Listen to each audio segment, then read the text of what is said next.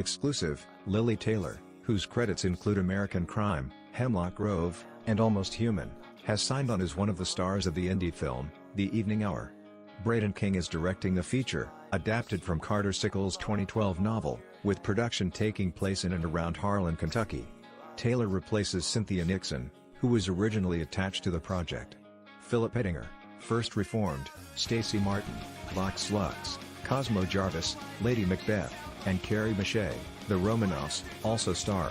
Written by Elizabeth Palmore, the story follows Cole Freeman, a young man who maintains an uneasy equilibrium in his rural Appalachian town, looking after the old and infirm in the community and selling their excess painkillers to local addicts.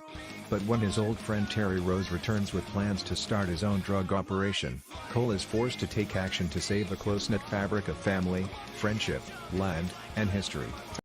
Tess Harper, Marc Menchaca and Frank Hoyt Taylor round out the cast in supporting roles. King produced the project with Joaquin of Secret Engine, Trevor White, Derrick Tseng, and Tom Skapars. The executive producers are White and Michael Trotter. Taylor is repped by APA and Untitled.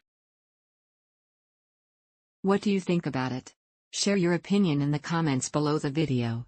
And also subscribe to the channel not to miss new, interesting videos.